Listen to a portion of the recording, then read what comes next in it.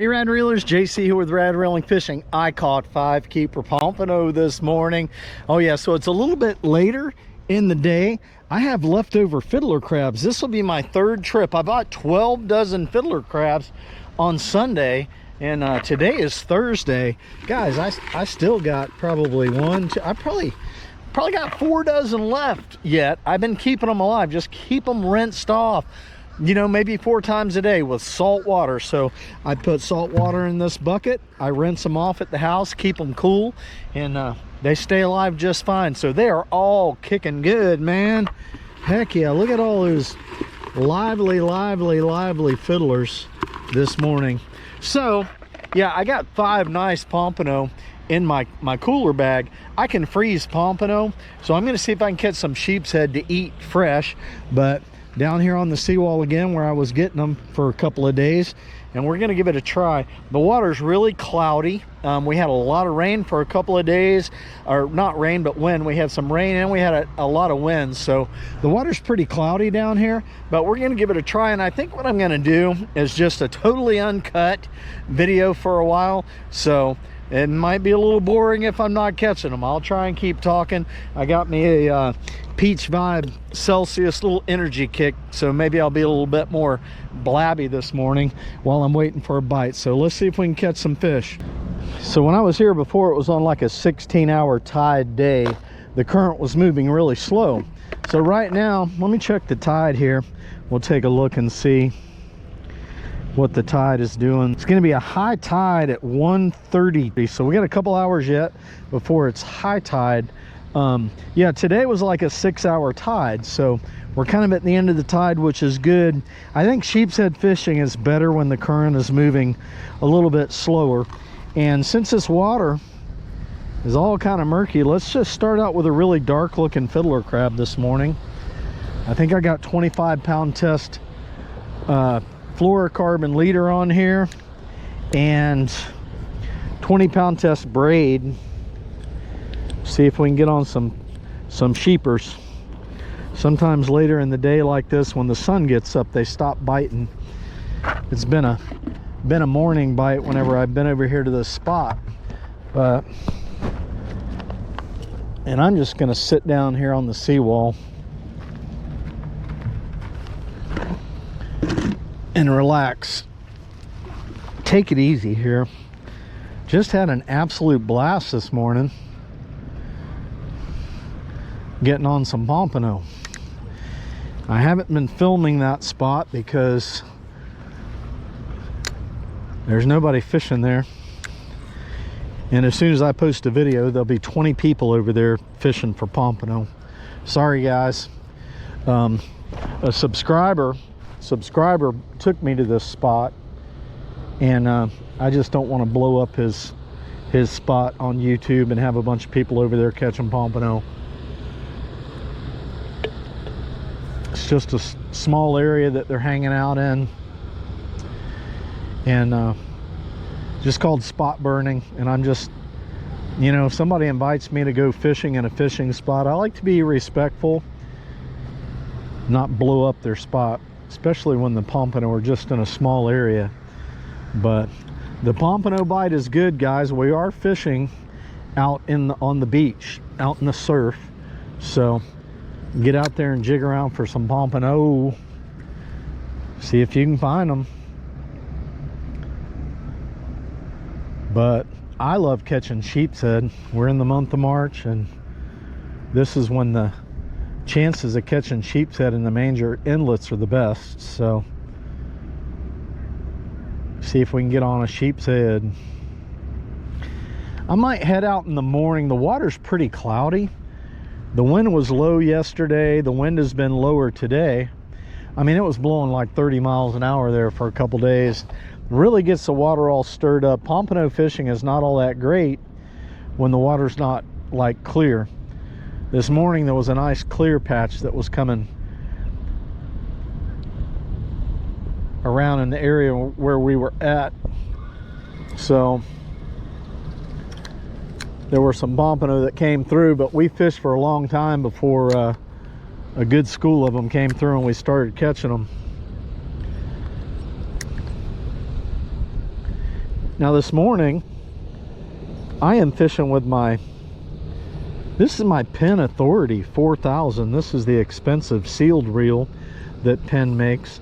I'm very grateful they sent this to me. I don't fish with it a lot because I'm afraid I'm going to drop it in the water.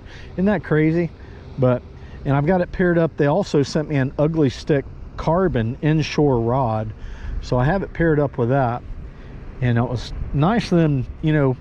Pure Fishing owns several different companies, including Ugly Stick, so they sent me the combo together. And this Ugly Stick carbon inshore, it's a little bit different than the other ones I get at Walmart, but it's good for 12 to 20 pound test mono and 15 to 40 pound test braid. It's got a fast action, it's 7 foot with a fast action tip. The ones I've been getting from Walmart, the same Ugly Stick carbon, but they're the medium power, and they have a shorter handle here, which I like the shorter handle. This one's good for fishing off a bridge or fishing out of a boat. That's fine for fishing here too. So that's the setup that I'm using. I got 20 pound test braid and 20 pound test fluorocarbon leader, number 4 J hook. Same setup in the past couple Sheepshead videos I put up that I was using. See if we can find a Sheepshead this morning that's hungry for a fiddler. If I can't find a Sheepshead that's hungry, then I'm gonna have some leftover fiddler crabs. Like I said, the wind is supposed to be lower tomorrow, so I could get out and do some Sheepshead fishing tomorrow. Tomorrow is Friday.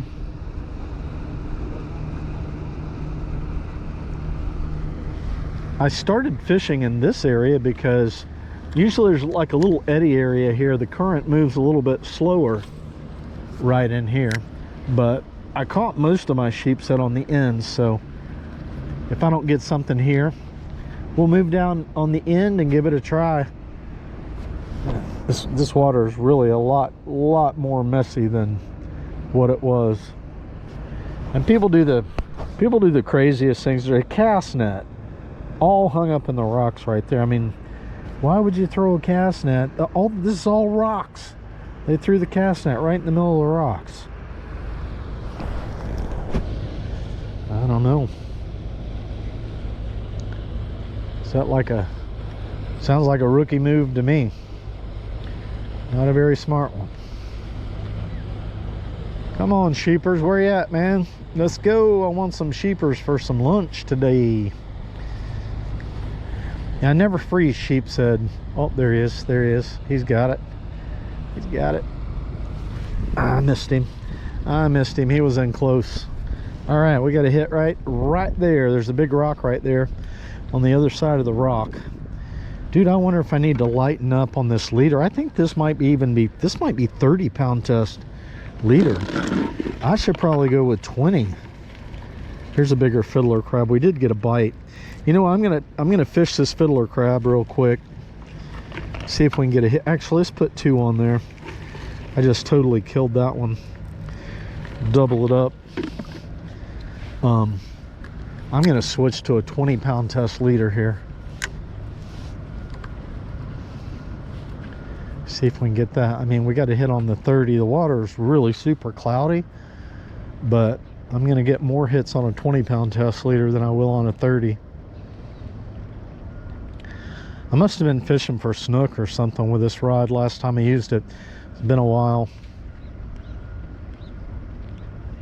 Come on, Mr. Sheeper. There he is. He picked it up. He's got it. I'm gonna let him eat it. That's a lot of crab on there. Oh no. Dang it. He had it. Maybe I won't change. Guys. That's 2 hits I've had on the 30 pound test. This way the leader's not going to break off as easy. Actually, nah. 20 pound test is better because if I get hung in the rocks, the 20 pound test will break. If I leave this 30 on there, what's going to happen is the braided line is going to break. Got it again. I got a hungry sheepshead down there. I think he picked it up again. Yeah, he's got it. He's got it. He dropped it. I bet I come up with an empty hook. Let's see. He may have picked it up again.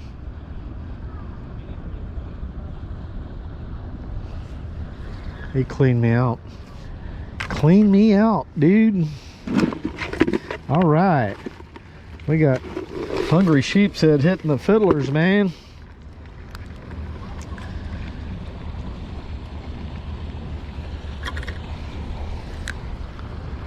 Good deal. We're gonna catch this guy. He has gotten a taste of the fiddler crabs. There's always a possibility there's more than one. Yeah, I'm seeing him. He's picking it up as it comes through this rocky area right here. It's drifting through. I'm no weight. When he picks it up, I'm seeing my line move.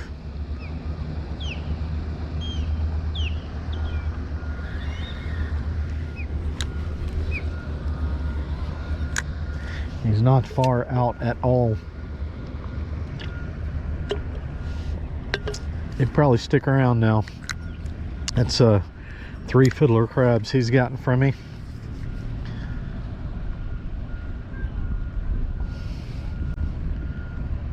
Yep. He's got it. He's got it. He's walking with it, or swimming with it.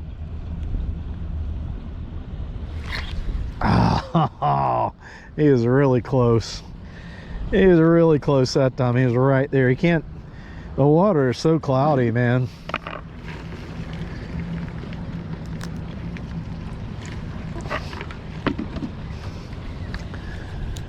All right, what's that? Four fiddler crabs.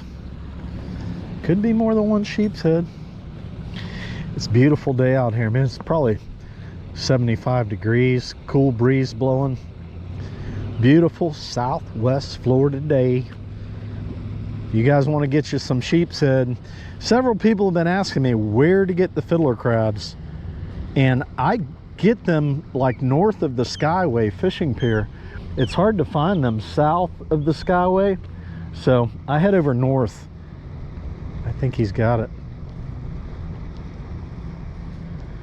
I head over north of the Skyway fishing pier to get them. Over there.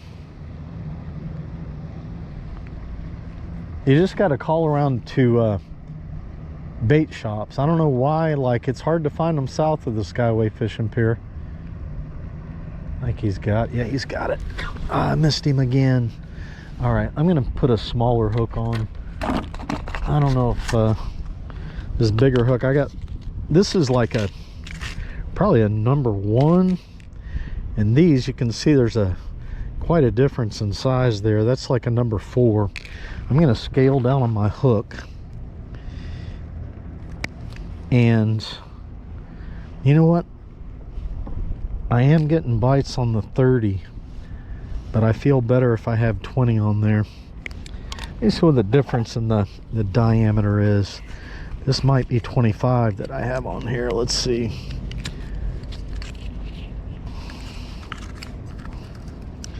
Yeah, I'm gonna switch leaders too. Even though this guy is biting good on the 30, I'm gonna switch over to some 20.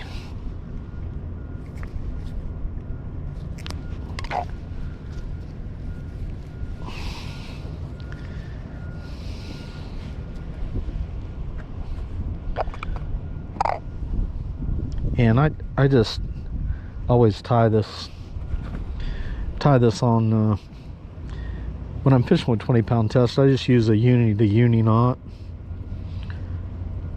to connect the braided line to the fluorocarbon.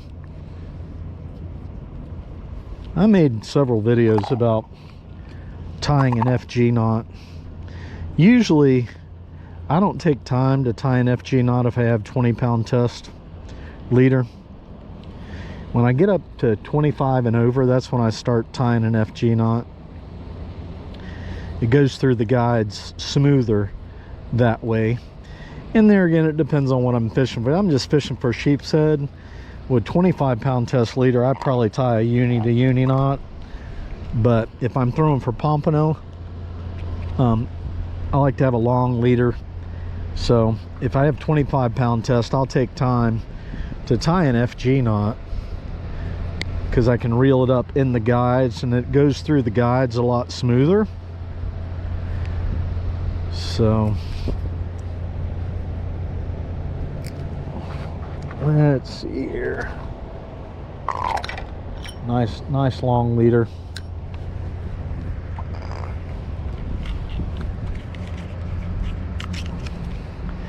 I always like to make my leader as long as my fishing rod.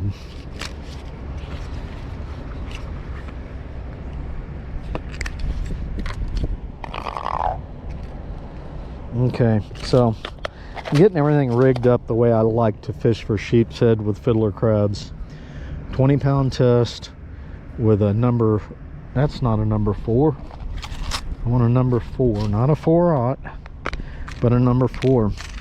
Hook sizes, it's kind of weird the way it works. Like, if you have a 1/0, ascending from a 1/0, a 2/0, 3/0, 4/0, the higher you go, the bigger the hook is. When it has a pound sign in front of it, that's a number. And it's like on the negative side. So when you have a number 1, number 2, number 3, a number 3 and 4 are smaller than a 2 and a 1. So it's descending in the yeah, whatever, you guys get it, right? I'm confusing myself here. I don't want to confuse you. Fiddler crab pinched me. All right, now we're gonna catch the sheepshead. A little smaller hook might do the trick here. You know, sneaky sheepshead, dude. He is a sneaky one. Got a few of my fiddlers, but we're gonna put the womp womp on him here in a second. Very well could be several of them down there. This is the time of year when they school, and yeah, I've definitely got definite hits going on here. I just pulled it right out of his mouth. As soon as I got tight on my line, he went boom. He'll pick it back up if there's anything left on it. He got it. Look at that. Smart sheepshead, dude.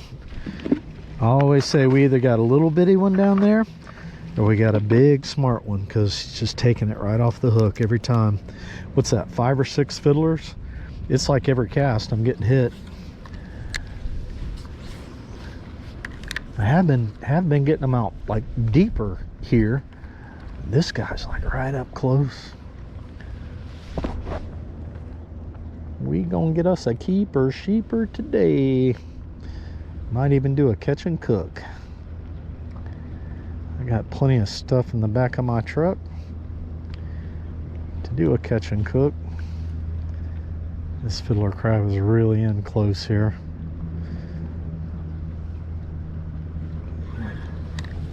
Closer than I need to be. Need to be a little bit further where I'm at.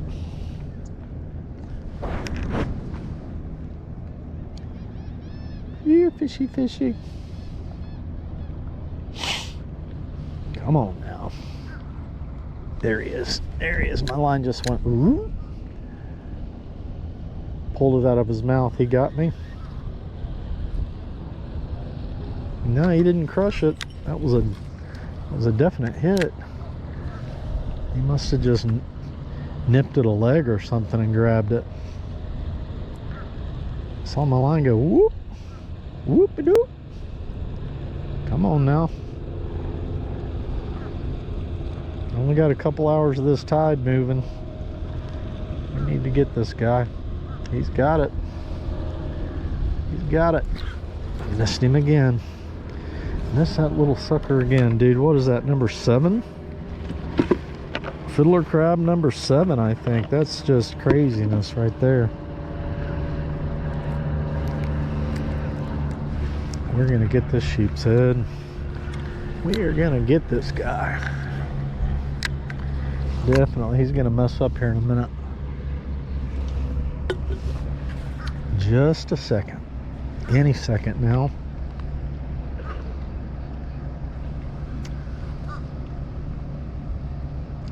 Come on, fish. Got it. I missed him again.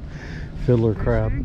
Number 8. Hey, how you doing, man? Sorry to interrupt you, man. That's okay. Like 8 fiddler crabs this sucker's stolen from me in a row. I can't hook him. So, hey, you're an inspiration. My brother-in-law and I have been watching you for a couple months. I just come down. I'm from Michigan. oh, nice. Awesome. So, come on, Mr. Sheeper. Keeper Sheeper. We need to catch a fish here earlier in the video because I am not the most interesting person to keep a conversation going. I mean, sometimes I ask questions like, hey, have you guys been watching anything on Netflix lately? Which, something interesting about Netflix, oh, there he is. Oh, guys, he is just like hammering that thing. I missed him again. It's got to be a little one. Gotta be a little one. But, yeah, what was I saying? Netflix, okay? Something interesting I want to say about Netflix here. But I'm going to do this a little bit differently. Give me just a second here. If somebody had invested $10,000 in Netflix, no, wait a minute, 15 years ago. Netflix was popular 15 years ago, right? If I had put $10,000 in Netflix stock 15 years ago, today it would be worth like $1,200,000 or $300,000 in 15 years. Isn't that crazy?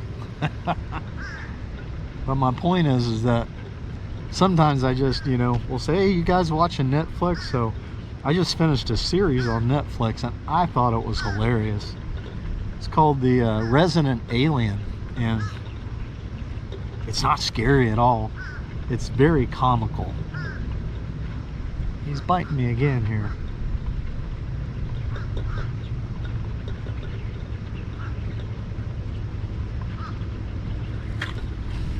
No, this is just craziness.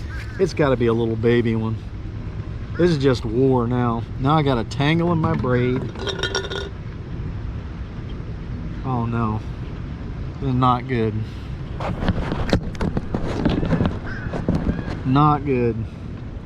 My hook got tangled up in my braided line. Dang it.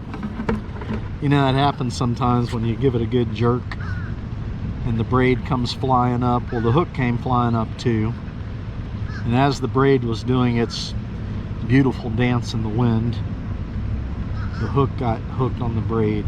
Darn it. It is just like, how does it get all twisted up so fast? And of course it's past the barb. And it's always after I cut my fingernails, right? There's a way to do this so that I don't waste a lot of time. I'm gonna try and get a hook underneath the braided line. See if I can pull it out straight, since I don't have any fingernails. If I can get it under it and create a big enough loop to get it past the barb, maybe I can get it off of there without having to completely cut and re-rig. Oh, it's so close. Come on off of there. Those barbs are so sharp. Sorry guys. Sometimes I get so fixated on trying to get a tangle out. Are you guys like me? All right, I think I'm gonna get it here. It might be one of those things where the harder I pull on one end of the braid, that it tightens up the other end. All right, I'm done wasting your time and my time. I'm just gonna cut it and re-rig. Darn it.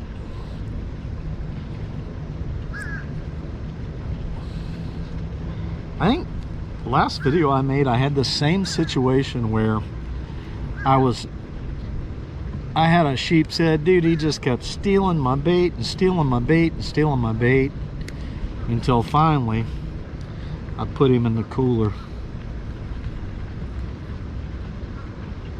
But so oftentimes where there's one, there's many.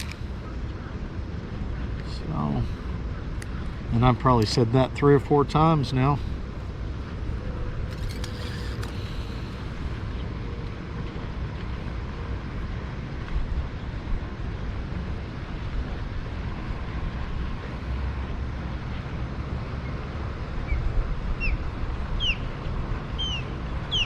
These guys, I think there's a place where you can rent these Craig cats, because there's 1, 2, 3, 4. It's probably like a Craig cat tour.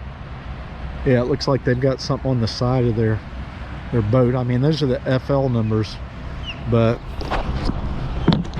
every now and then I see them when I come out here. Now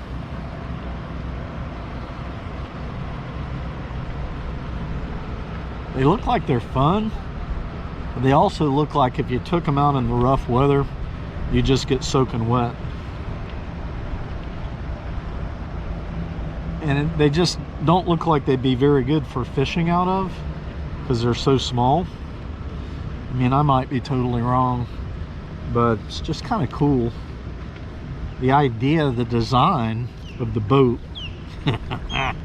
is pretty neat.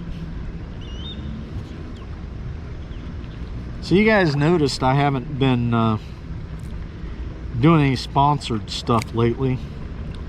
Kind of took a short break from doing that. I always have a lot of companies that contact me, want to send me stuff, and dude, I did so many e-bike videos that I decided to just kind of take a break from the sponsored content, give you guys a break from that. I still have a couple of e-bikes. Sold one to a friend of mine. He wrecked really bad, man. Oh, he hit a curb. I haven't heard the whole story, but all I know is he hit a curb, and that was not good. I'm gonna move you guys. Put you back on my neck here.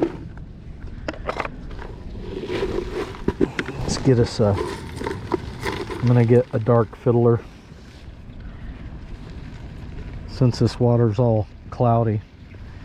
I think the dark fiddlers are gonna be easier to see. Love fishing with fiddler crabs. Guys, 99% of the comments that I get on my YouTube channel are positive, and I have a very good rating for thumbs up. I mean, it's usually probably I think it's about 97 or 98. Oh, there he is already. 97 or 98%. There we go. We got him. There we go. There's that keeper sheeper. You finally slipped up, dude. Took you long enough.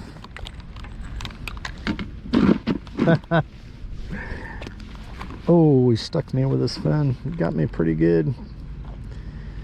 Got me pretty good. He's going to be a keeper. He's going to be right on the edge of being a keeper. We'll put him on the thing here and see. Oh yeah.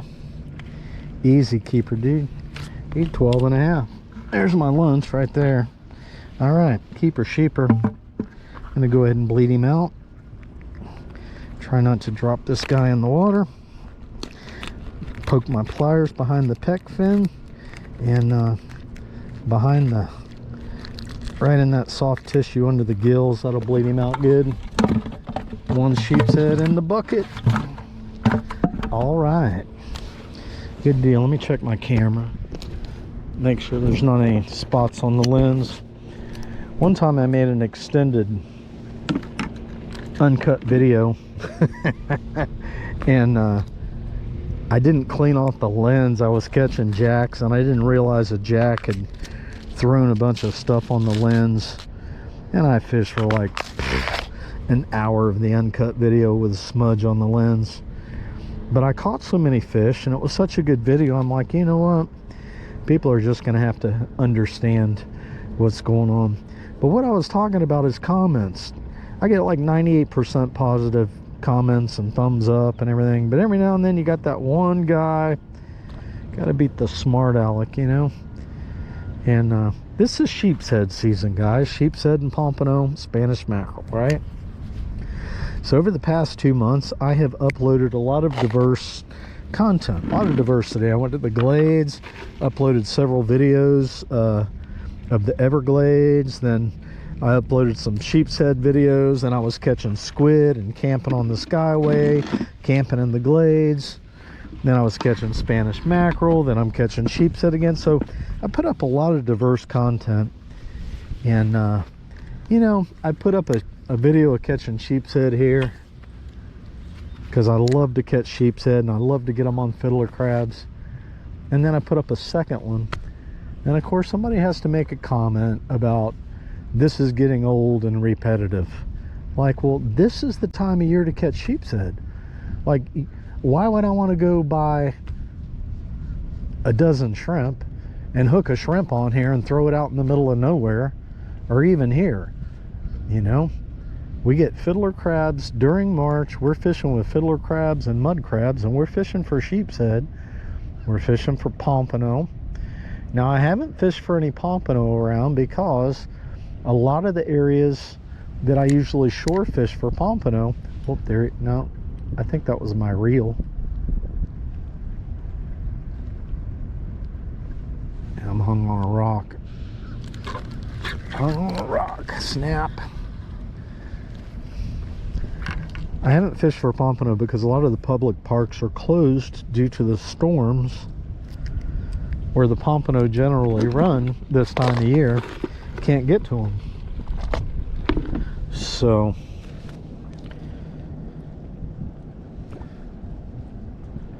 but I might tomorrow. I might grab the e-bike early in the morning. The beach is still open, it's just the park is closed, so I could take the e-bike down and park further down the beach in a public parking lot and ride the e-bike up to the area where I like to catch pompano. Might do that in the morning because the water is going to be a lot clearer than what it is, although we caught them this morning in this cloudy water. So I wonder if that was just one sheepshead down there. We're going to find out, guys. We are definitely going to find out here.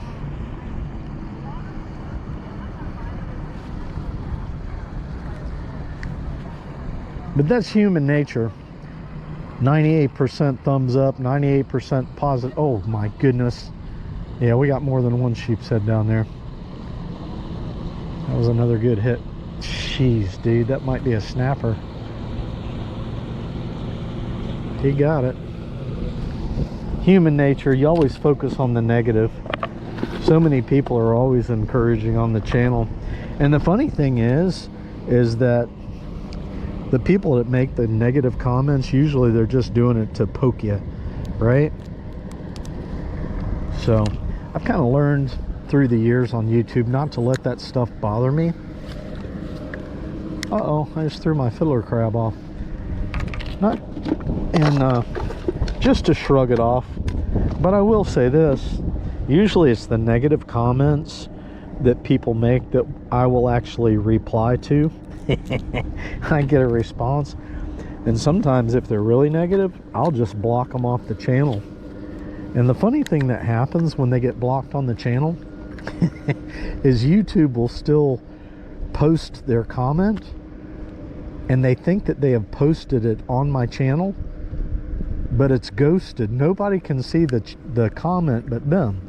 So when they go and they look at the video to see if I've responded, I actually blocked them from the channel, and it looks like I never responded to their comment, and nobody can see their comment but them, and they think it's just sitting there for other people to read. Yeah, a little tidbit information about YouTube.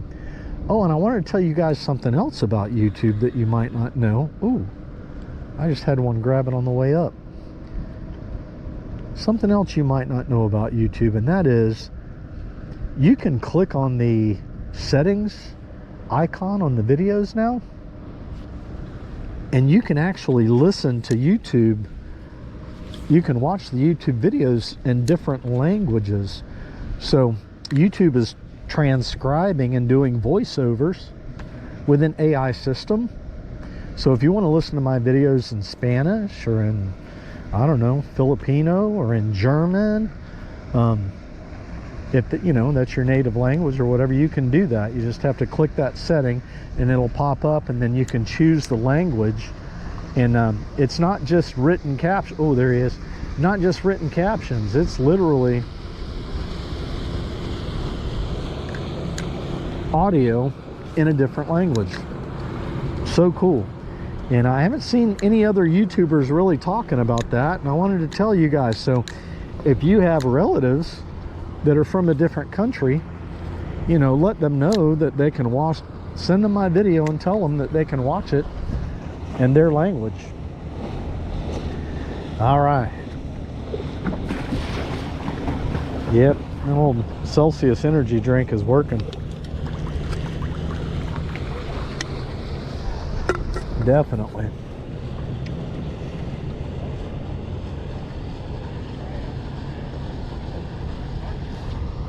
Should go down on the end. Calm down, Mr. Sheepshead.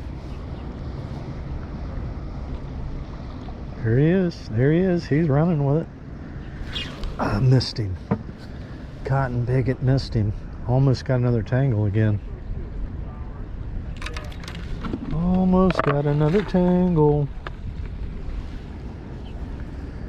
Dude, come on, fish. Got a little bitty fiddler. Let's see if we can get him on the little one here. It's not a, definitely not a big sheep's head that's sitting here. Those bigger ones, generally when they get it, you catch them. They just eat the whole fiddler crab. Sometimes the smart ones will nibble it off, but for the most part, at least my experience has been here in this area, the bigger ones, I generally get them within a couple of fiddler crabs.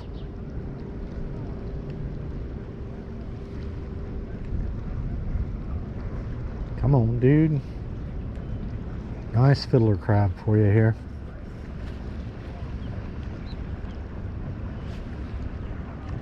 And this is the way to fish, guys. You can sit down right on the seawall, relax. Fish are biting. Somebody commented that I should put a slip bobber on here. And I don't get hung up a lot. I mean, in comparison to the amount of fish that I catch, I really just like free lining my baits. Just kind of feel like if I had a bobber on there when they're pulling on it, it's that anytime they feel that weight on the end of the line, they will let go. That's why I always leave slack in my line. And then I leave slack, and then I just ease back and see if I can feel them on the end of my line. Because if they feel the slightest bit of tension on that crab, they'll let it go. They're very, very sensitive that way. So the idea of having a bobber on there and then feeling, and I thought, well, if I put a bobber on it, it could be one of those little bitty bobbers, like a bluegill bobber. And the point, you know, of putting a bobber on there would be to keep it from getting hung up in the rocks. But when I hook the fiddler crab on there, I don't let the hook come all the way through the crab. Sometimes I'll just barely poke it through, so the hook doesn't get caught on the rocks very often. Usually the crab will just pull over the rocks. All right, Sheepshead, come on, man.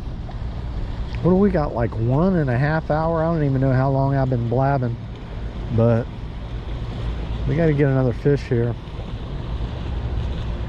Glad they're biting.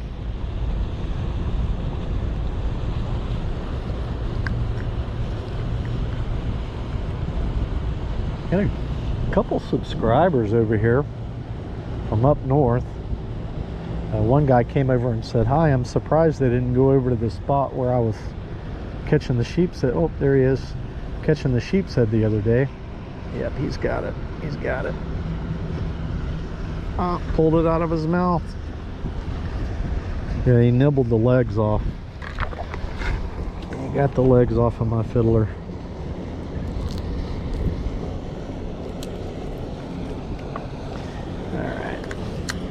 I'm gonna make a cast out further since I haven't done that in this spot.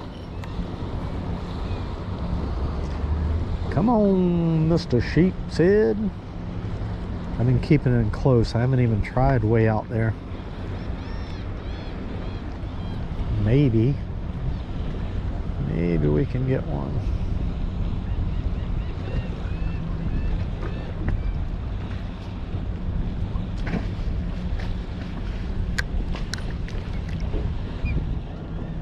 Come on, fish. Let's go, baby. Let's go.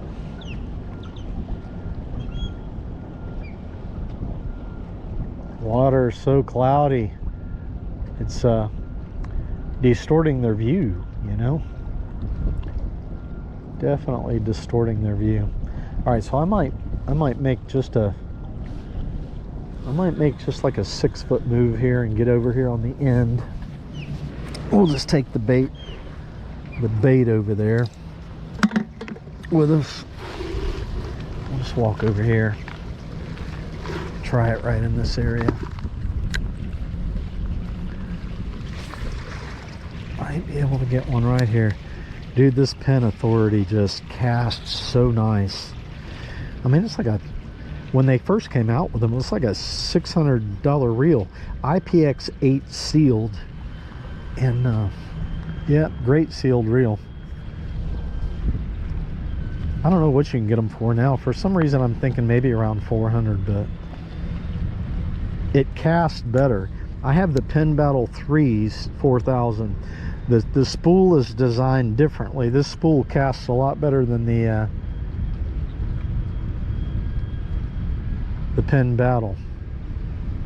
It has more of a taper on the spool or something, so the line goes off of the spool better than what it does the Penn Battle.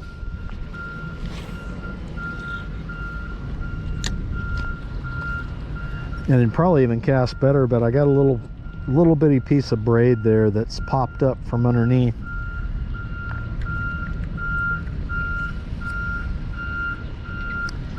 We got a boatyard right next to us. He's getting a boat down off of one of the high storage areas.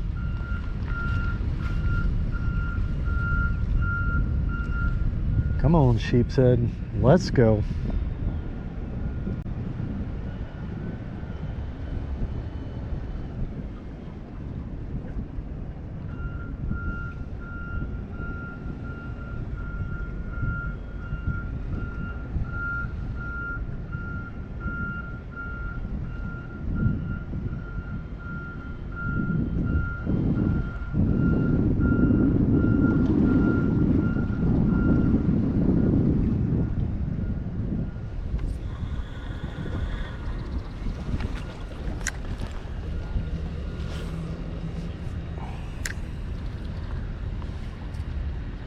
Probably gonna get hung in the rocks here.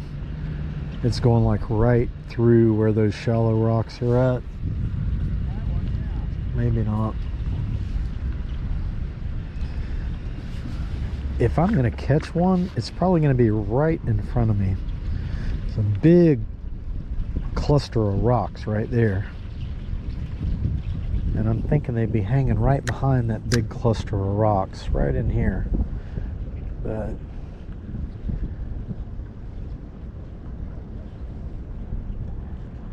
not getting any action here, man. Come on, Sheepshead.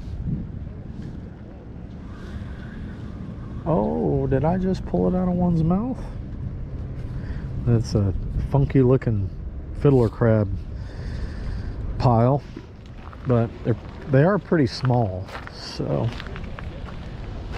yeah, we'll go over here and see if we can get one.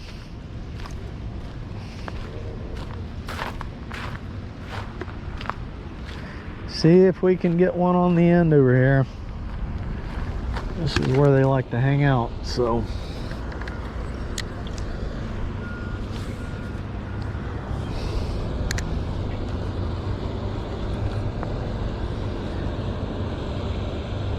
They usually hit it like right in that area, right there.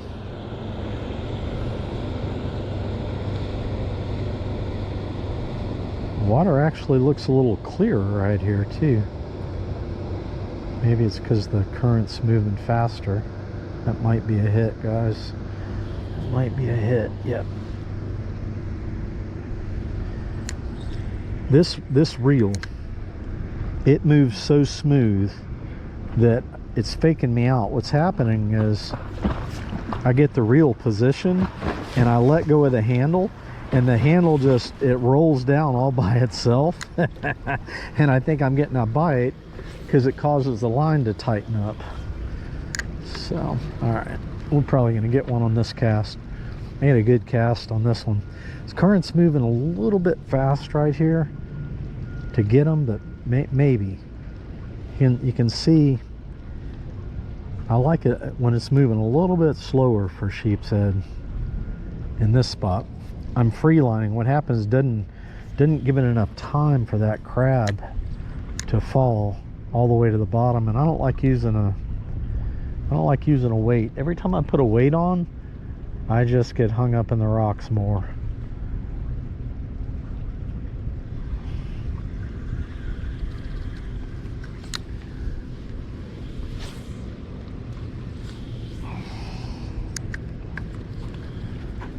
We might go all the way down. What is today? Today is Thursday. There's a lot of people here, dude. Today. I was here on a weekend, bro, like Sunday. There was nobody here on a weekend. I'm here on a Thursday now, and there's like 10 people all down the seawall. All the way at the other end is good sheepshead fishing too. But I did so good in this area right here.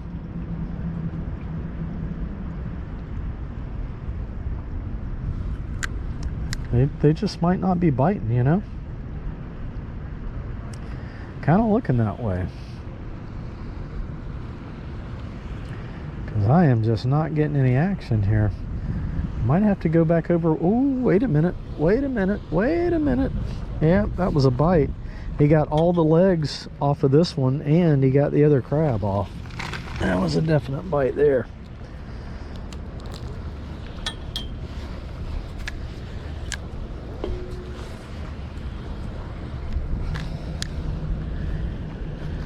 Let's see if we can get another sheeper.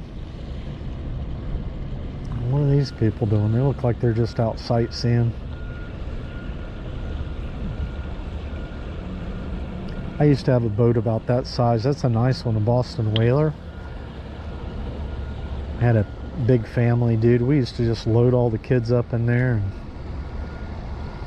go out in the boat. Have a boat full of them. Have a good time out on the water. When my kids were young, what we would do is we'd go out on the sandbars. We'd take little nets out there, and we'd go out on the sandbars and we'd catch creatures. We'd bring them back, and we'd bring a bucket, 5-gallon bucket of water. And we'd put water in our aquarium, and we'd keep the creatures for a few days. And the moment that I would see, you know, like something dying, and then I would take them out and release them in the water.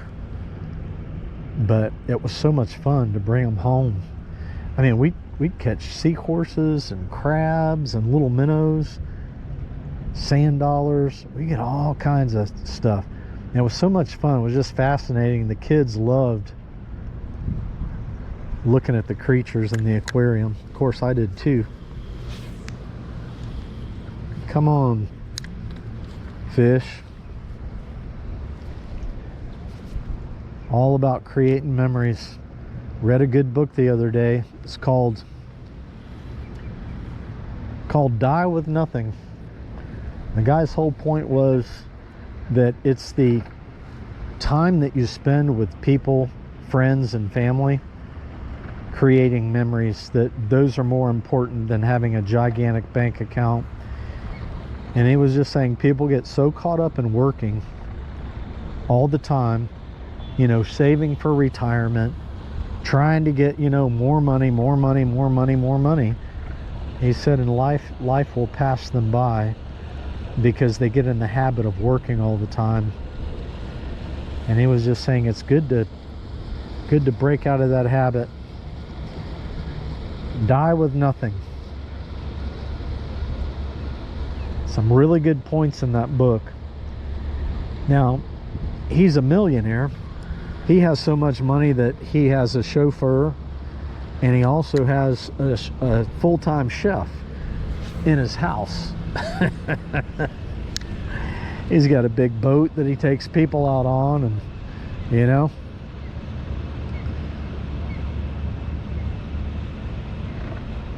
So he was saying there is a balance. You know, you do need to put money away for retirement, but his whole point was just don't miss out on life because you're so focused on saving for the future that you miss the opportunities of spending time and creating great memories with family and friends. And he was talking about especially in your prime years. And then he was saying, all right, you know what, dude, I'm getting nothing here. All right, guys, so one of the things that he was saying in the book is that he said, you know, if you have a lot of money put away, and he said, and you've created a will for your children to inherit that money, he said, when your children are in their, you know, late 30s and 40s, he said they are literally in the prime of their life, and he said they have learned by then how to be more responsible with their money. He said, you know, they've gone through some of their frivolous years, and he said rather than waiting until you die, consider you're giving your children money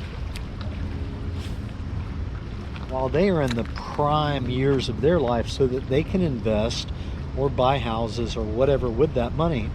He said, because you don't know how long you're going to live. If you live to be 90 years old, right, and you have a will, your children are going to inherit that money. He said, well, by the time you're 90, you know, if your children live, he said, they're going to be like 75 years old. They've already lived their life and saved their money. And so I thought, you know, that's a really good point. And I think in the United States, you're allowed to give your children $17,000 a year. Gift them that type of money without there being tax consequences or without having to report that. I'm not sure exactly how that works, but I know the government allows about $17,000 a year to give to your kids. And I thought that's a really, really good idea, you know. But unfortunately, I'm not the guy who has a gigantic pile of money to do that with. But all right, you know what? We just need the Sheepshead to turn on here, because I think what's happening is they just kind of got lockjaw. I should be catching Sheepshead right now. So when they decide to bite, the bite will be on like Donkey Kong. I just don't think they're biting right now.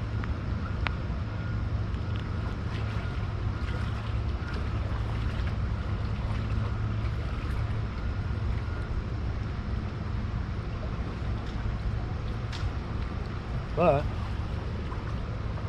it's an awesome day to be doing this.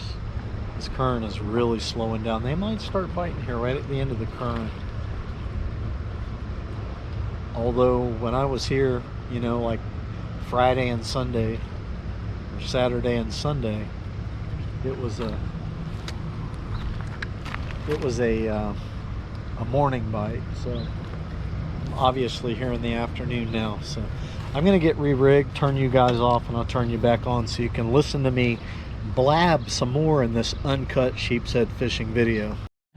All right, guys, I came back over here where I started, where I caught that sheepshead. I didn't get any hits over there where I was getting them the other day. Let's see if we get some action right here. Let's see what happens. If I don't get one here, I think we're gonna take a walk all the way down to the other end and see if we can get them over there. They're here. They haven't gone anywhere. They're gonna be here the whole month of March. They're gonna be here. So Plenty of them to go around.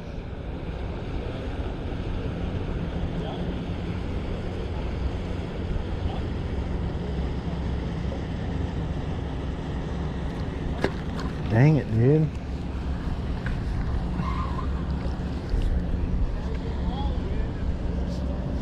So we're getting some... Oh, my hook broke. That's the thing about these cheap hooks. I was looking online at these. Somebody asked me where I get these. I get them from Amazon. If I think about it, guys, I'll actually put a link in the description area to these hooks. You get 150 J hooks for, I think it was like $8 or $9. Cheap. And you know, those owner hooks, you get like 6 hooks, they're like $1 a hook. So I don't care if these hooks break off on the rocks. And I don't think I've ever had one break off when I was fighting a sheepshead, but oftentimes when I'm taking the hook out of a sheepshead mouth, they will break off. But it's still a much better deal than spending, you know, the owner hooks, they don't break. They're made with a lot better metal, but it's still a better deal to get 150 hooks for like $8 or $9 than 6 hooks for $6. So you pay for the brand name and a little bit more quality hook, but I mean, come on, I'm just out here catching sheepshead. Now, if I was fishing for big snook, there's no way I'd be using these cheap hooks. They'd bend out and snap right off the big snook got on there. I like using the 2-time extra strong Gamakatsu or owner hooks for snook fishing. Big thicker ones. I had a giant snook bend down a 1/0 hook a couple years ago. And ever since then, dude, I started buying those big old hefty hooks, man. Not messing around with those lightweight ones anymore. Well, this is just about crazy here. Come on, fish. The bite is just shut down, dude. Like, what? Nothing's happening. Oh, there he is, there he is, there he is. That was a solid hit there, dude. He went bump, bump, bump. Oh no, that could have been a grouper there, dude. I didn't lose my my hook, but it bent out and it broke again. So another hook gone.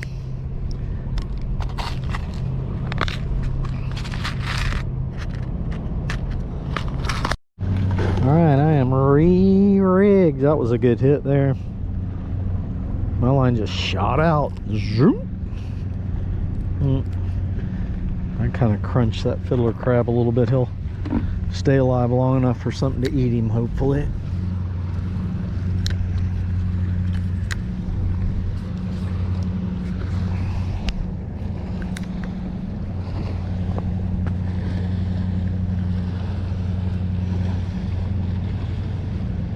Come on, Mr. Sheepshead. It is prime time here, dude.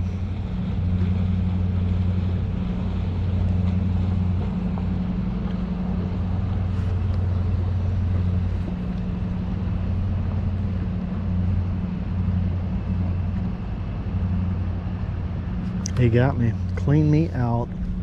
All right, I got another hungry sheepshead down here. Has 2 casts and 2 fiddler crabs gone. We're gonna catch this one.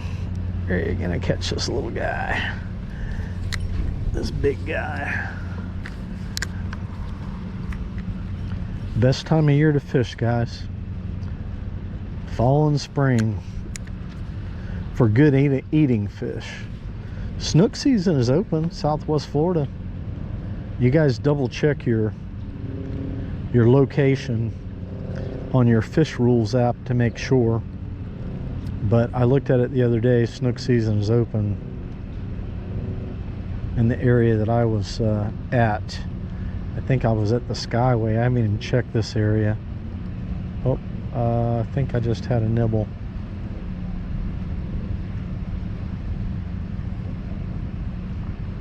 Come on, Sheepshead.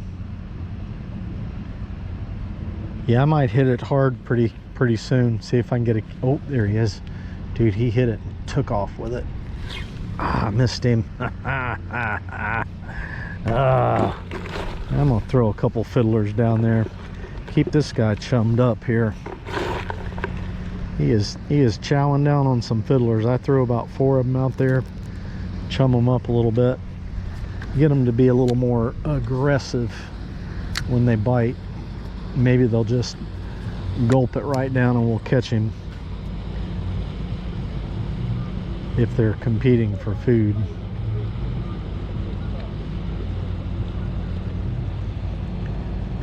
But I might hit it hard here and try and get me a snook this season. I didn't try very hard last season. I went maybe 2 or 3 times.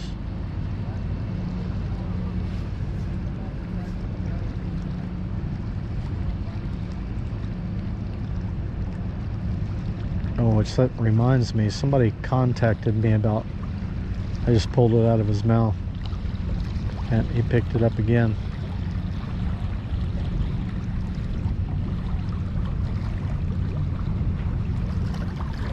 Somebody contacted me, gave me an invite to go snook fishing. Yep, I'm on a rock.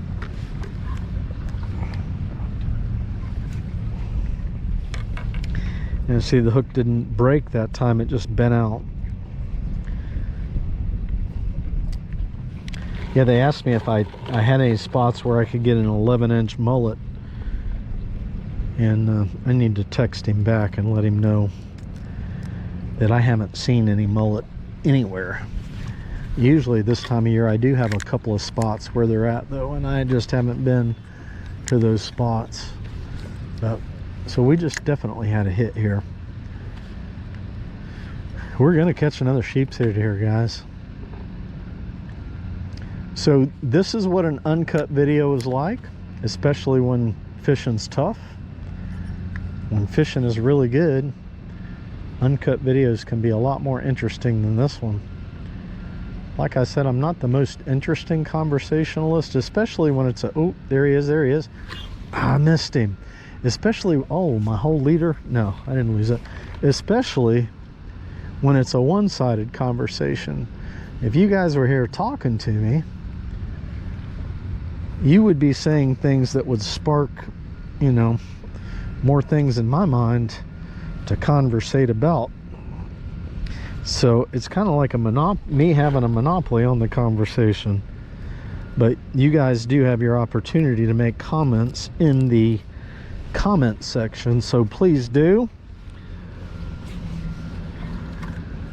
And so what's the next fishing trip that you have planned? You going sheepshead fishing or pompano or redfish? Redfish will be running right now on the flats. Bunch of redfish, dude. Be some nice keepers out there around the docks and the flats right now. You can get out there and throw your gold spoons. If you're around docks, get you some live shrimp. That's a hit. I think that's a hit.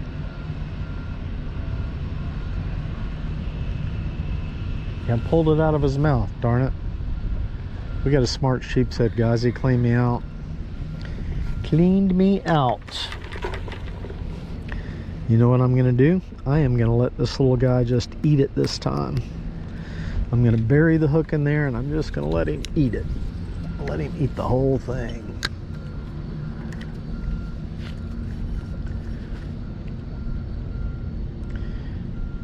Yeah, what are you guys targeting? What you fishing for? He got it. He got it. Oh man. Oh man, we're about to put a sheepshead in the bucket, guys. We got him chummed up good here. I'll throw 4 more fiddlers out there. Hopefully I won't ruin his appetite. We'll keep him in the area. We got us a hungry sheepshead right here. We got a hungry one right here. Hungry 1 or 2. It's pretty aggressive. Might be a little bitty dink though, because I think he just picked it up.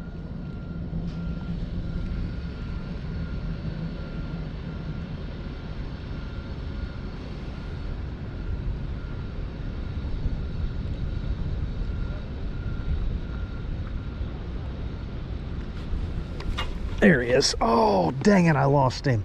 Oh, that's a good one. That was a flipping good one. It's a nice sheepshead. Darn it, dude. I threw 4 fiddlers down there, got him chummed up, and I hooked him for a second. That was just like that was a pathetic hook set. I pulled back, I thought it was a rock, and then he pulled back, and that was an awful hook set. It was a heavy sheepshead on the end of my line, though. Sheepshead are pretty dumb. He'll come back and hit it. I have literally lost them.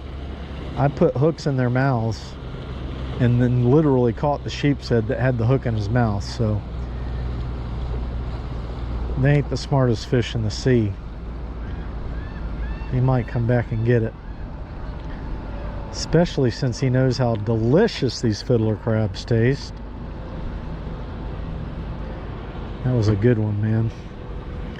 That was a good one. See, he kept nibbling them off my hook, and then I thought, well, let's just chum him up a little bit, get him greedy, and he won't be as cautious when he's nibbling the fiddler crab off. And there he is. Boy, he just grabbed it and took off with that one. Come on, dude, get it. Ah, I missed him. Doggone it. Dude, I got him going good here. We got him going good. I'm gonna double up on this one. We got him going good. All right, let's go. Let's go, Mr. Sheepshead. Oh yeah. Here comes a nice big old fat double fiddler crab lunch for you. It's afternoon, so it's definitely. Oh, there he is. There, my line is just shooting out. Oh, I missed him again. No way. It's every flipping cast, man. Every cast. All right, I'm gonna let him eat this one. I'm gonna let him eat this one good. Not a very good cast there, but we're gonna let him chomp down on this one, guys.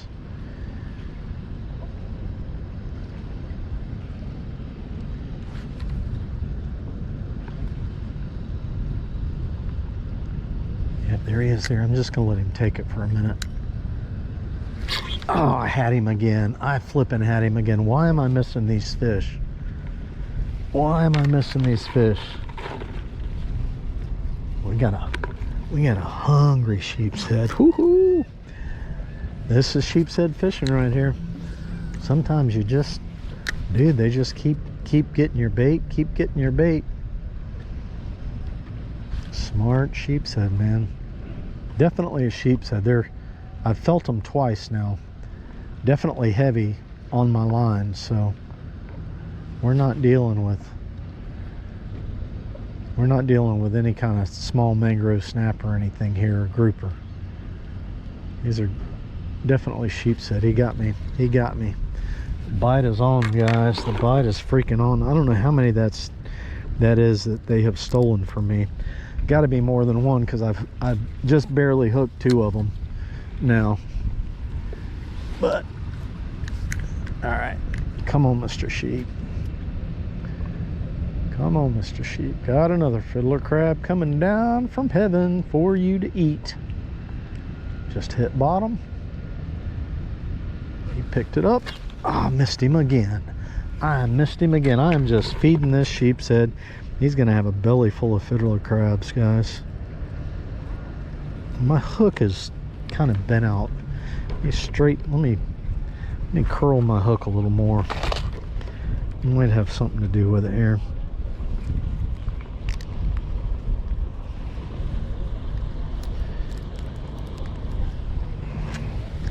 You are mine, sheepshead. You are flipping mine, dude. Watch this. You watch this. He's gonna slip up in a minute. He's got a mouthful of hook. There he is. Oh, that's a big one. That's a big one, guys. That was a big old smart one down there. Oh, dang it. He got off. Ah, doggone it. Doggone it. Man, that was a good fish. Man.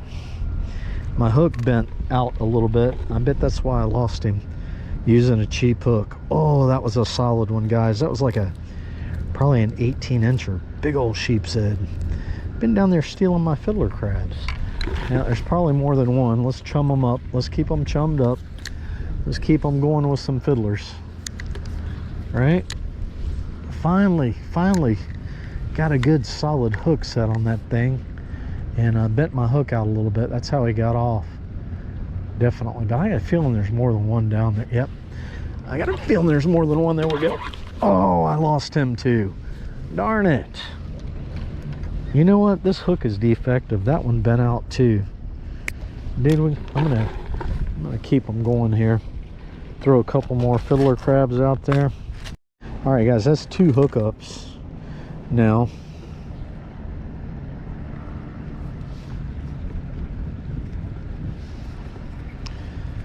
I just tie this on with a improved clench knot. That was a smaller sheepshead. That first one was a nice one. I put too much heat on him. I bent the hook out just enough for him to get off. Darn it.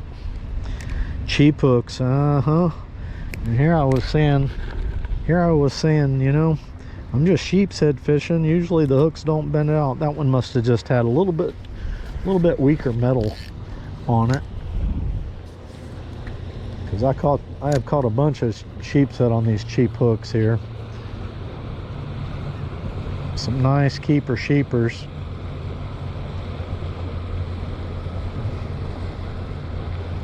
I'd like to hook that big one that I lost.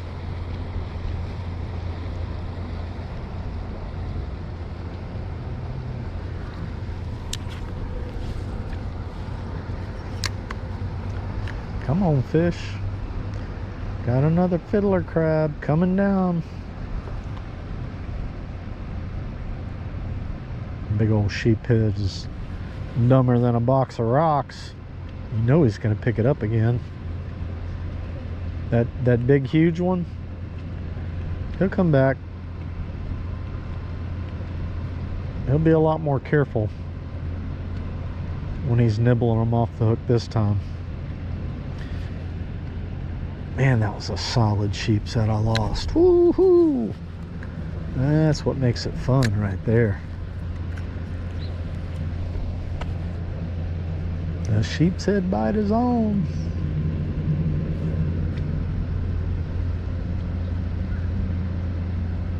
Interesting thing about being a YouTube creator is you have to consider what your audience enjoys watching, but also as a creator you have to do what you like to do, because if you're just making videos because your audience wants you to catch a particular type of fish or something, you're gonna get burnt out. You're not doing it because you love to do it. And I absolutely love to catch sheepshead during this time of year. So that's why I've been uploading a lot of sheepshead fishing videos. For that reason, and that reason only. Oh, there he is. There he is. Oh, I missed him.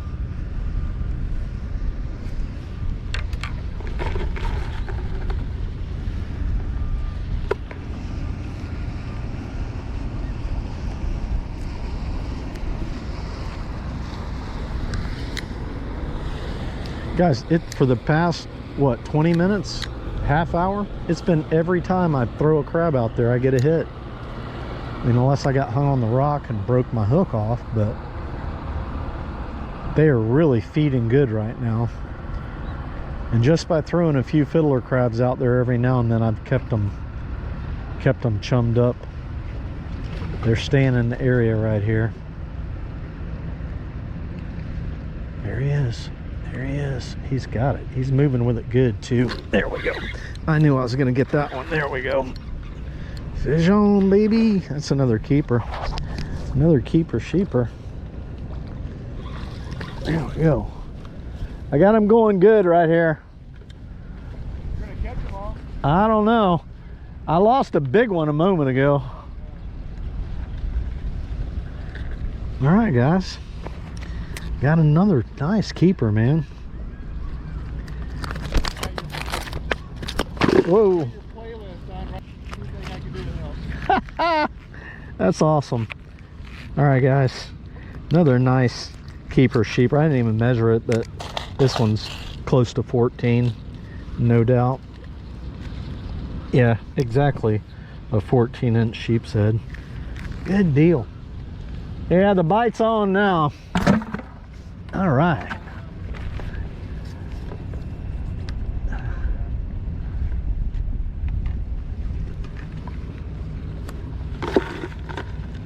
All right. Let's get them. My very first sheepshead. Nice. Very first. Awesome. Yeah, they're turning on. They're starting to bite good now. All right, guys. Let's get another one. Let's get a flip another one, dude. That's 2 keepers. Every cast, man. Every cast. Apparently they like this little spot right here.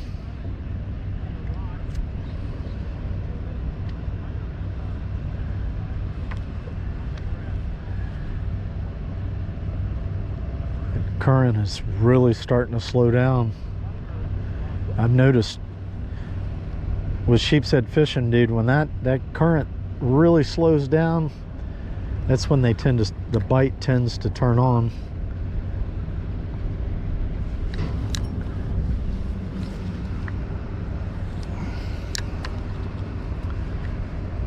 I bet we get us another one here in this spot before this tide quits. They're biting so good here. There were 3 sheepshead down there. At least 3. I'm sure that big one's still down there somewhere.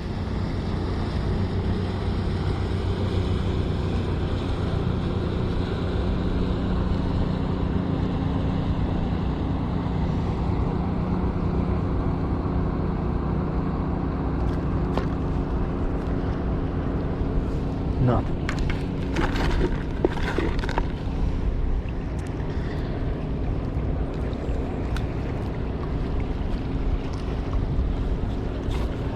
This guy's got that big hunk of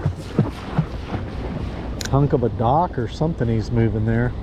Oh, it looks like a pontoon boat that capsized. Looks like he's moving an old pontoon boat.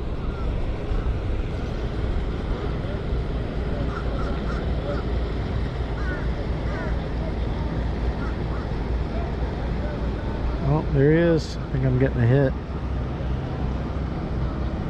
Yep, I pulled it right out of his mouth. Little nibbler. I bet it's that big old sheepshead down there. Just nibbled that crab right off of there, probably.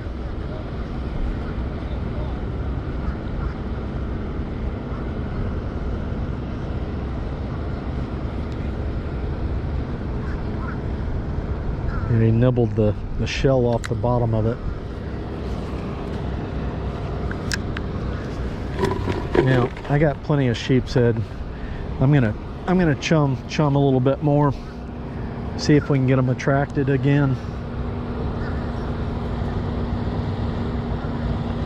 Plenty of sheepshead.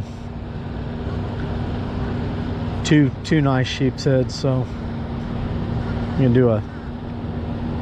we could do a catch, clean, and cook again.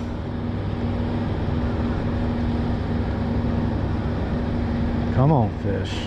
Yep, there he is, there he is, there he is. Oh, he had it good too. There he is. Oh, that's a big one. No, that's a little one. I thought it was a big one, but little bitty guy.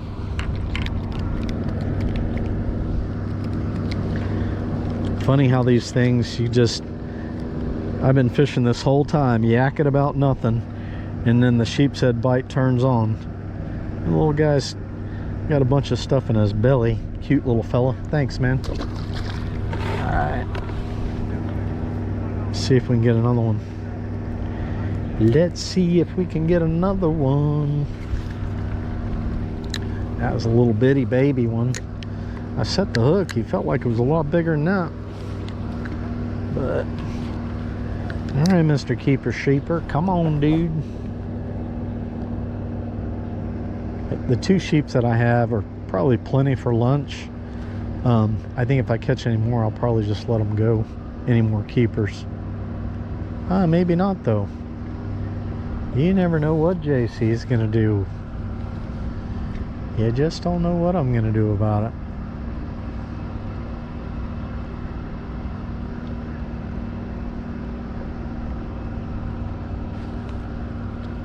I do want that big one to come back.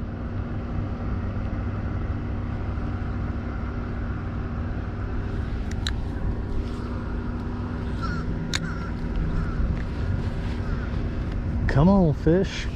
Let's go, baby.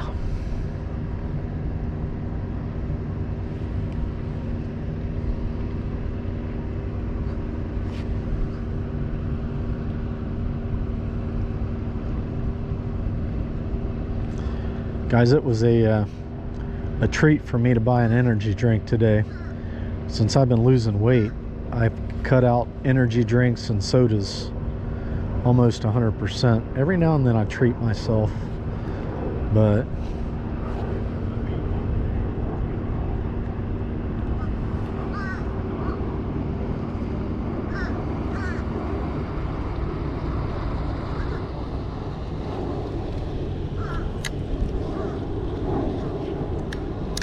come on, fish. Let's go.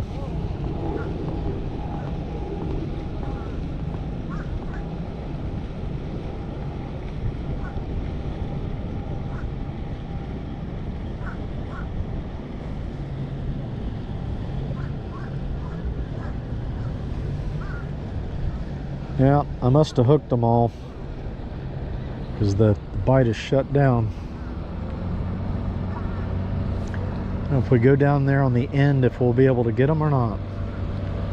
I don't want to be too quick to move from this spot because I had so many hits here.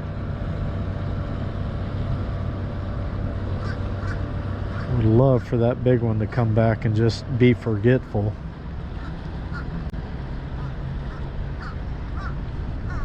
I want to catch that big sheepshead. Try it out a little bit deeper. They've been hitting really close right here. Like you can see that black rock, they've been hitting just about 4 feet out. Not far at all. But I'll try it a little bit deeper and see. See if we got a sheeper out deeper. A keeper sheeper deeper. I made a video that one time, I think the title was try casting deeper or something. I was catching black drum in 20 feet of water. I was in my kayak. Yeah, just got a hit.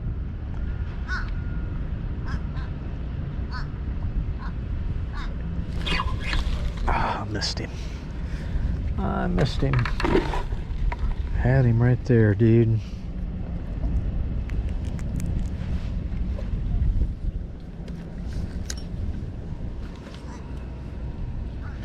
Casted it further that time and went all the way to the bottom, and I just eased back on it. As soon as I eased back, he picked it up. I saw my line go thunk. See if we can get him to hit it again a little bit further out that time. He's got it. He's running with it.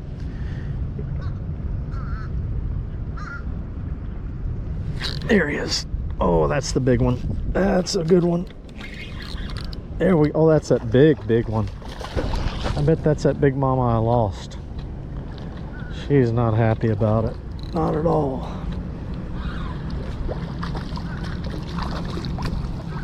That's the big sheeper there. There we go. Look at that, guys. Woo! That's a big old mama there. All right, honey. I'm gonna let you go, girl. I'm gonna let you go make lots of babies. She actually, her belly is empty. She's probably already, look at that one. Good one. Yeah. I'm gonna let this girl go. She's got that hook in there really good.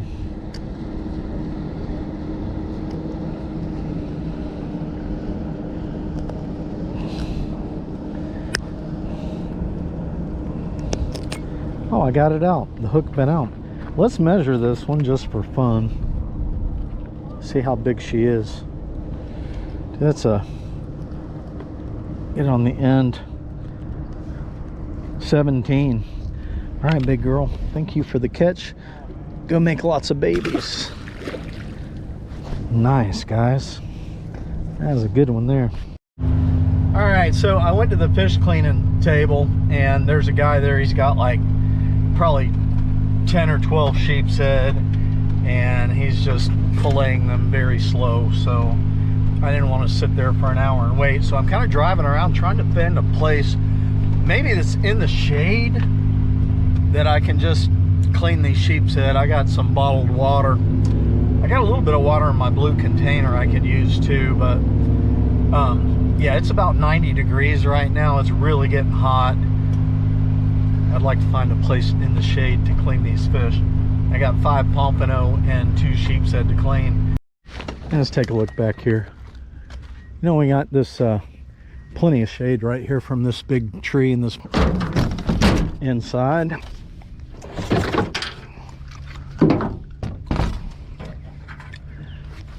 Got a pompano jig here. Got water here.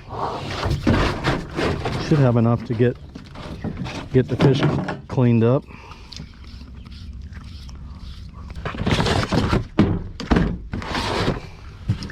Got a cutting board in here.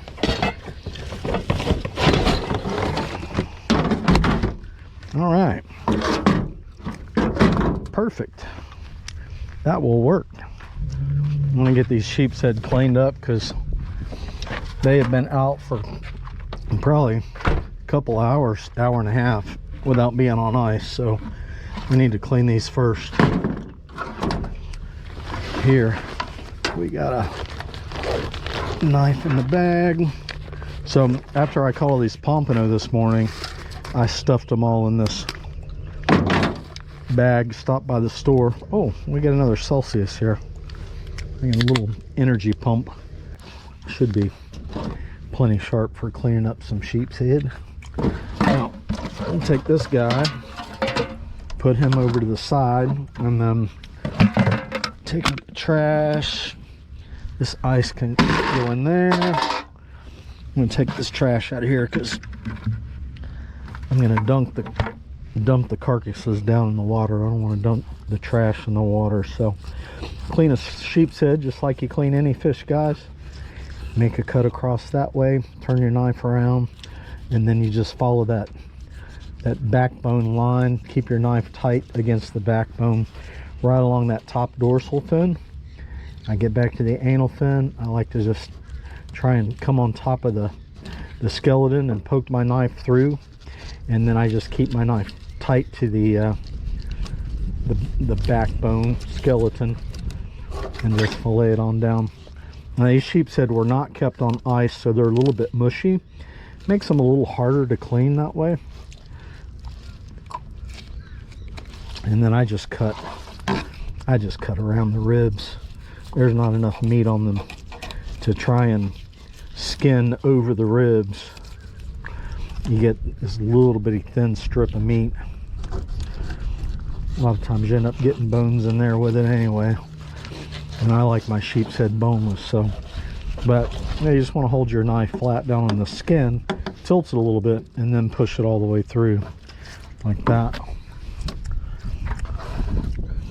So, you can always fill the fillet, see if we feel any bones on there. There's always bones that go right back, kind of in the middle right here. Get those out of the way. And there we go. Should have a nice boneless sheepshead fillet there. Put him on ice, and that's what it looks like. See, all of that right there, that's all ribs in there. And I mean, you can get a little bit of meat off of the top of those, but if you cut through the ribs, then you end up with a bunch of black gunk, because they just feed on all kinds of barnacles and stuff, and it's just gross. Cutting around the ribs like that, it just keeps the cleaning table a lot cleaner. And I generally like most of my fish completely boneless. Pompano, sometimes I'll leave the bones in because that meat is so delicious. I'll cook them on the grill, or I'll leave the skin on and cook them in a pan. I don't mind picking around the bones too much on pompano sometimes because they taste so good, right? But you kind of got the idea here of what I'm doing. Cleaning fish is really just a matter of getting out there and practicing cleaning things up.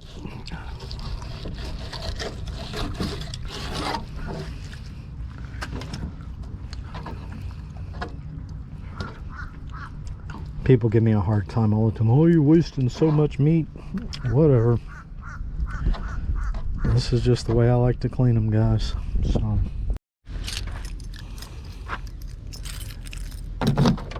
alright guys, I want to measure this pompano. Let's see how big this guy is. This is a big one. It is a good one.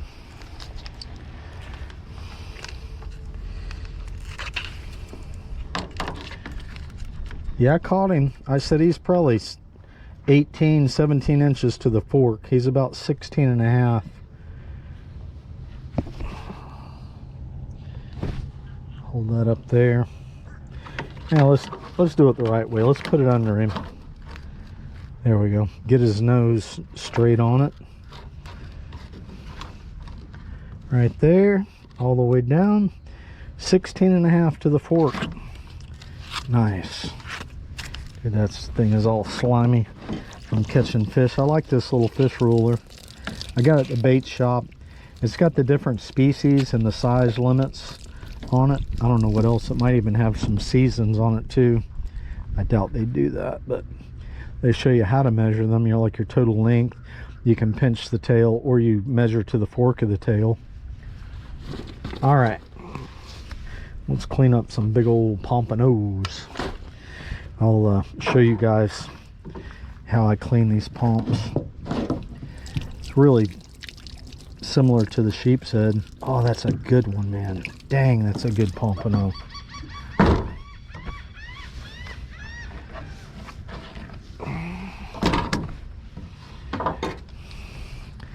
So pompano have meat all the way up in their head, like all the way up in there. So when you fillet them, you want to bring your knife all the way up into their head area. Now I'm not going to keep the ribs on these, and I'm going to take the skin off too. So I'm going to clean this guy just like I clean the sheepshead. I'm just going to follow the skeleton with my knife. Once I make that cut all the way up in his head, I didn't bleed any of my pompano. So pompano is delicious.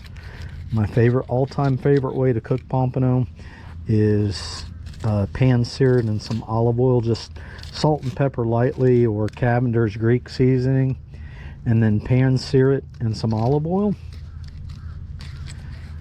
And then after you've pan seared it on both sides, I add butter and garlic and lemon at the end. I just take it off the heat, and that's the way I like my pompano. Of course, I made some sheepshead like that the other day too. Kind of the way I like my sheepshead also. But we're just going to go right around this guy's ribs here. Just like that.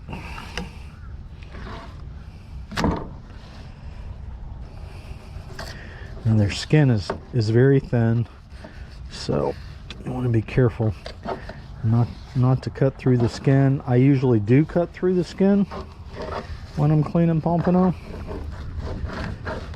We'll see how well I do this time. Sometimes I will hold the knife up a little bit from the skin, but yeah, see, I got a little bit of skin on the fillet there, but that's all right. I got a sharp knife. I should be able to just shave that right off once I get it started without wasting a lot of meat here.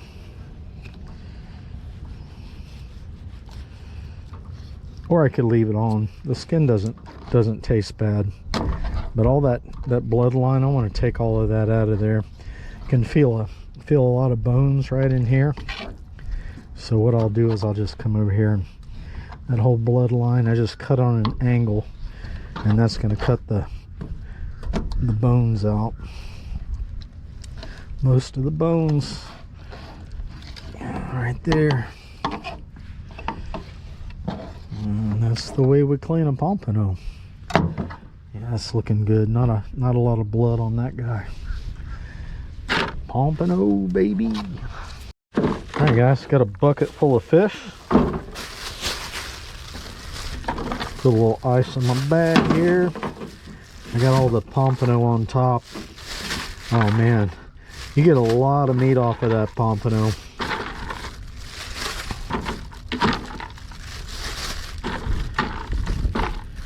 I'll be able to tell the difference between the sheepshead and the pompano fillets. No problem at all. Carcasses in there.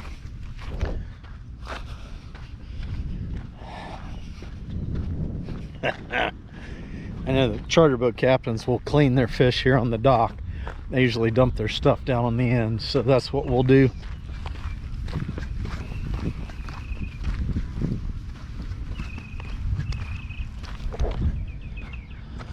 This time of year can be good for catching snook down here around the boat ramp. Let's see if we see any. This water is so stirred up and cloudy from the storms or the wind blowing like crazy for a few days. I'm not seeing any snook hanging out. When the water's clear, you can see them hanging out on the bottom. You know, they hang out here because the charter boats have the leftover shrimp and stuff. They just dump them out. We got pelicans over here. Pellies. Hey fellas.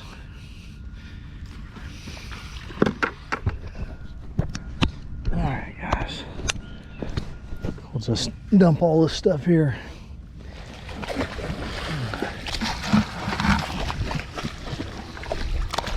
Lots of skin for everybody.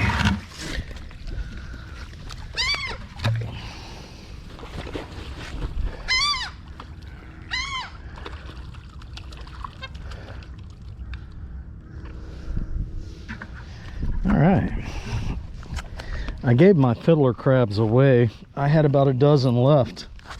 I got 3 fishing trips out of 12 dozen fiddler crabs. It was worth the trip. Caught a lot of sheepshead.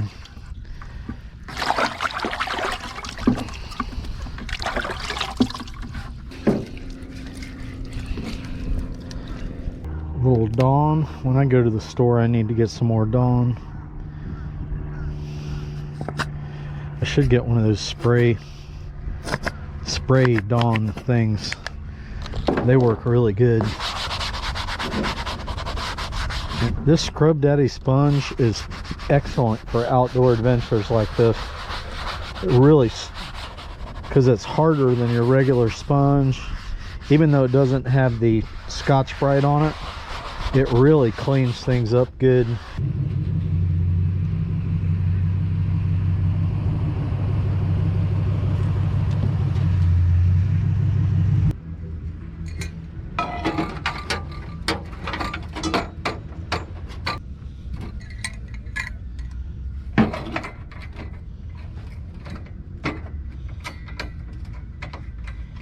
And if I did this enough, I'd be able to remember what I did with my lighter. I have found that paper towels work good for leveling this up, and then I can use the paper towels whenever I do the cleanup. So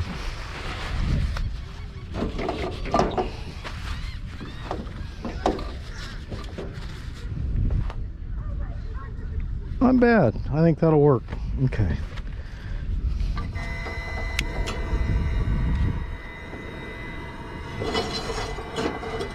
Okay, now saw some oil.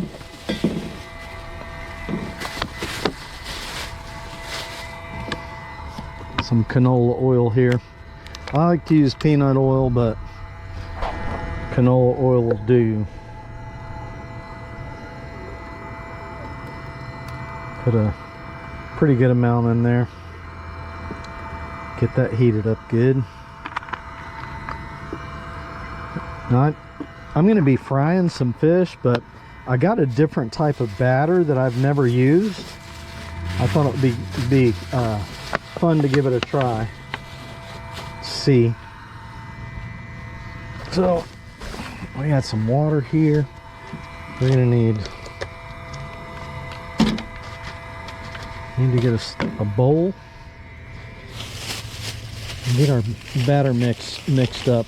I bought some tempura seafood batter mix. No MSG. I'm guessing it doesn't have seasoning in it. It says batter mix in water in a medium bowl until mixed together. Seafood, vegetable oil. Shake off excess carefully. Yeah, I don't know if this is seasoned at all or not. It doesn't say seasoned. It says the taste you trust. All right, well anyway, we're gonna do some tempura. Tempura? Is that how you pronounce that? I should know it. Age 63, I should know how to pronounce that, but I don't. So that's what we're gonna do with our sheepshead. So we're gonna put some batter in there. It's supposed to add water to this stuff. We'll add a little water. Stir it up. Yeah, my oil's crackling a little bit. It's getting ready. Well, this is going to mix up nice, guys. It's going to mix up really good. You probably want this about the consistency of pancake batter. Consistency of pancake batter. Thick enough so that it will stick, but thin enough that we can dip the fish in it. I don't know, what do you think? How's that looking? Not bad. A little thicker than milk, I think. Got another sheepshead fillet in here somewhere.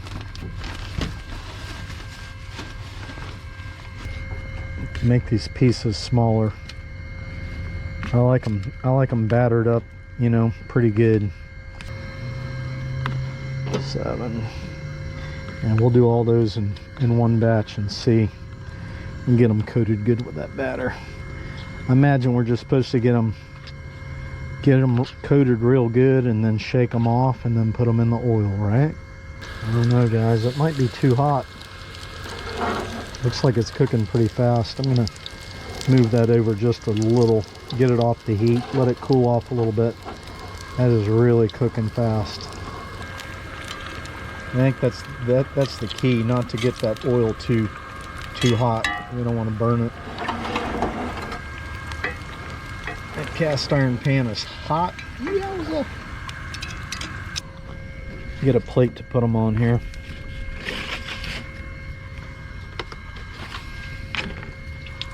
Maybe some paper towels to soak up some of the grease. Man, that stuff is crispy. Oh my gosh. Extra crispy.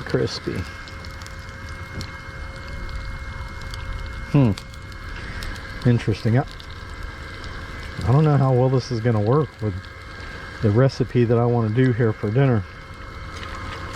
I wonder if I should thin that out a little bit. These are really coated thick. I think I'm going to thin that mixture out just a tad. Grease is getting really hot again.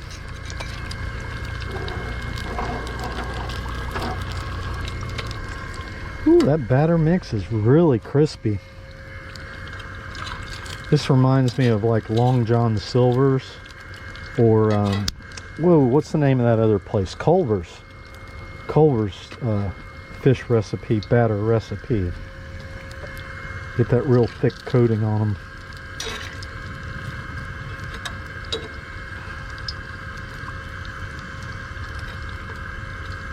I'm going to thin that out a little bit.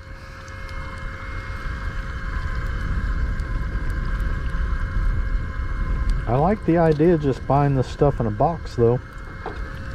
Definitely. Look at that. Doesn't that look good? Woo! Golden. Look at that. I think I may have found me a new ready mix recipe. That was so easy. Just add water. Oh my gosh.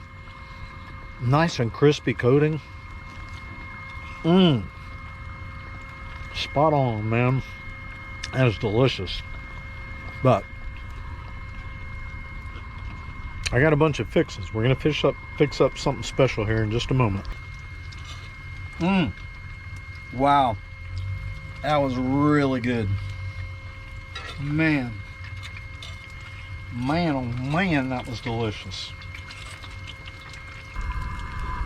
So I got all this stuff from Publix.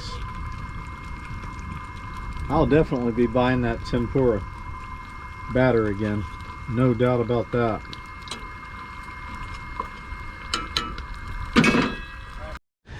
All right, guys, let me get out the rest of my fixings here. We are gonna need a plate. I think we'll put the fish here, and I'll go left to right. Plate there. So we have today I'm trying something different. I'm trying diet sweet brewed iced tea from Publix. I'm kind of a diet drink kind of a guy. Interested to see how that tastes. So we are doing tacos. We're doing street tacos, and I've done this recipe before, but usually I kind of like make everything, it seems like. But today I went easy. I bought bacon bits, and these are 100% real bacon bits, right? So we got bacon bits. I bought guacamole with pico, so you can see it's got a layer of guac, and it's got the pico premix from Publix. So we're going to do that. Let's get this guy unsealed. We'll get that open. All right, we're going to do that. We got the bacon bits going on, and one last ingredient here is feta cheese. Now, these tacos are absolutely delicious. I'm pretty sure I have everything. I would normally just slice avocados. Oh, this got a little door on it. All right, we'll do the little door on the cheese. Yeah, normally I would slice the avocados. I would buy the salsa already made, and I'd also cook the bacon, but we're cheating today. All right, so here's how we do this.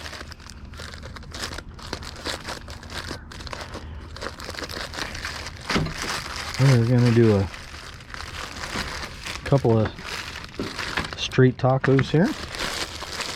I'm telling you guys, this is a killer recipe. Oh my gosh, it is so delicious. Let's go ahead and let me get some of the smaller pieces of fish here. Kind of look at that. Oh yeah, that's good stuff right there. These smaller pieces of fish on there. I made this recipe when I went to the Everglades, and I cooked the warmouth sunfish that I caught. All right, got a nice layer of fish, and since this guac is already all mashed up, this will be easy to put on there. Put that on there with the salsa and the guac. Oh yeah, that's looking good right there. Pretty healthy coating of that stuff. That's good. We're gonna go with some bacon bits.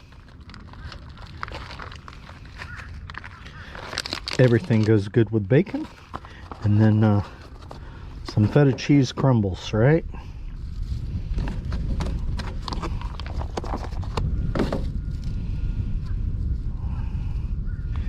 Few feta cheese crumbles on there. And the great thing about this recipe is you'll taste everything. Last video I made, I didn't say a blessing, but bless the Lord for that, man. Woo! Found me a new recipe for tempura, and I know these are going to be delicious, guys, for sure. All right, guys, let's say a quick prayer. Lord, thanks for this delicious meal. Thanks for a great day of fishing, beautiful weather, and yeah, just thanks for another day of life. And life really is fun, and we are supposed to live it. And I really felt like I lived it today. So in Jesus' name, amen. All right, all right, all right. Let's eat up. Let's eat it up. Oh, do you guys want a close-up look here? Let me give you a close-up of what that taco looks like. Look at that. Deliciousness right there. I always like the street tacos. They're just easier to hold on to, right?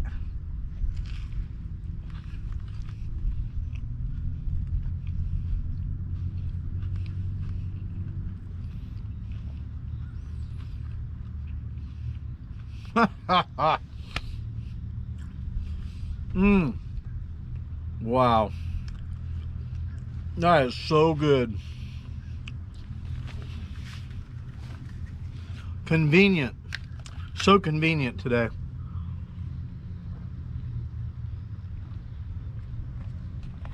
As you can see, the thing that took the most effort was just mixing the batter and frying the fish. Everything else is already pre-made. No chopping or anything, man. Oh, guys, that is delicious. That Publix, that 100% real bacon is delicious from Publix.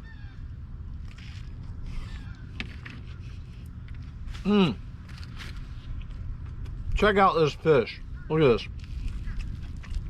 Look at that. That's restaurant quality right there. Heck yeah. It's late in the afternoon. It's about 5 o'clock.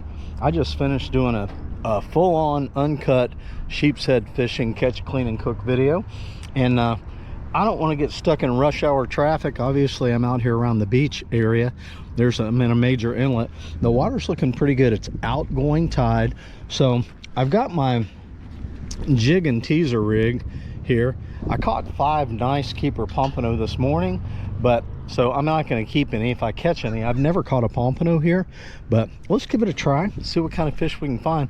I have caught like lane snapper here, and squirrel fish, and little grouper, and mangrove snapper, all kinds of stuff jigging right in here, but never caught a Pompano. Let's see what we can get.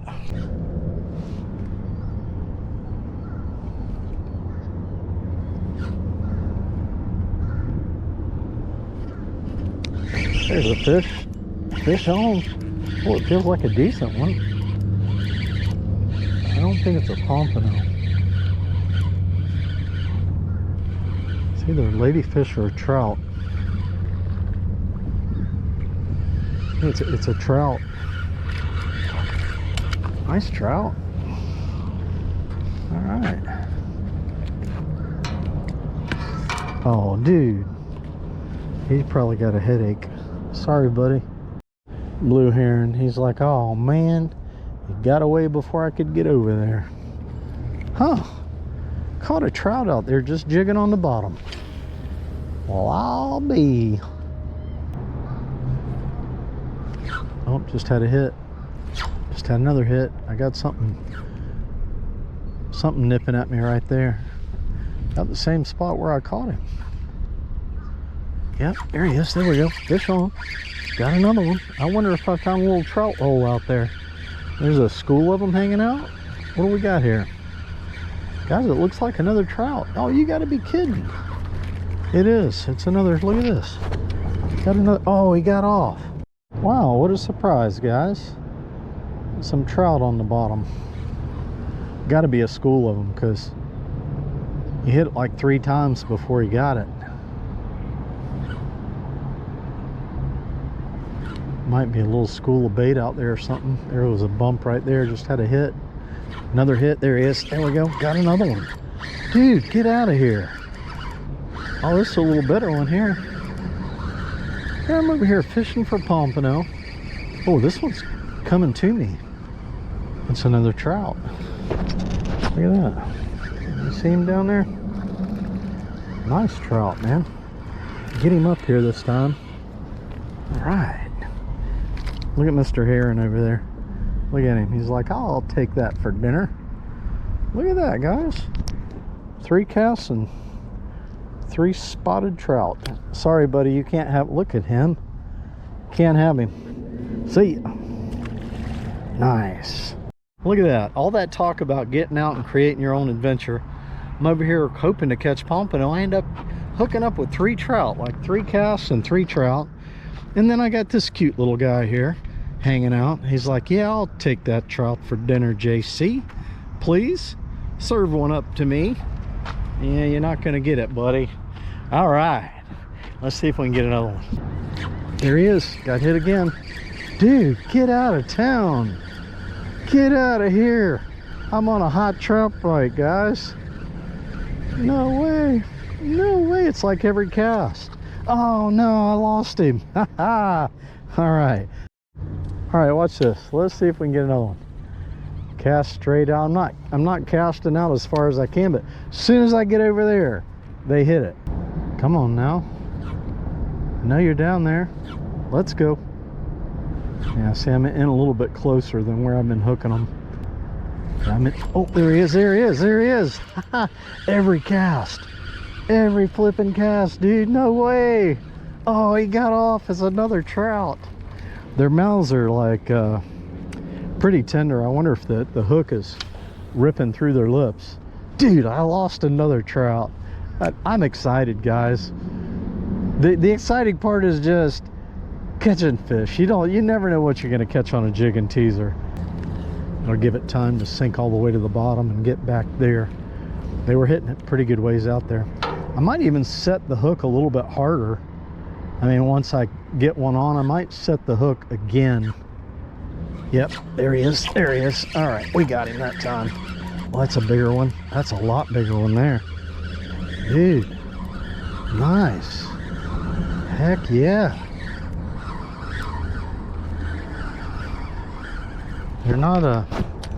They're not keepers.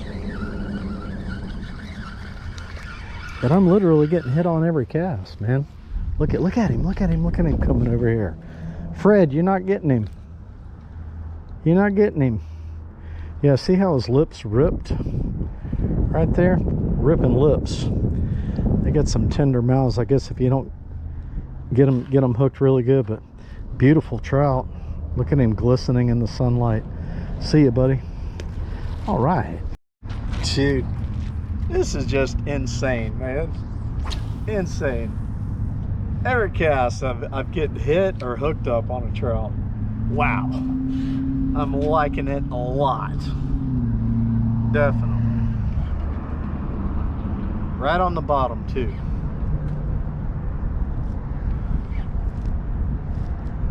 Oh, missed him.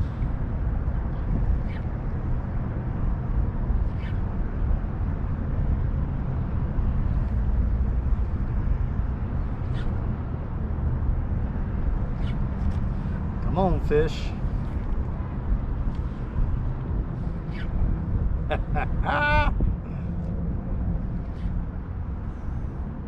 What a pleasant surprise.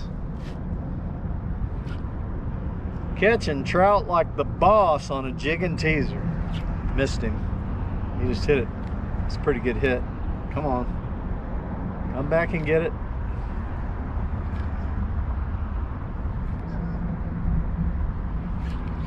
And get him on that one.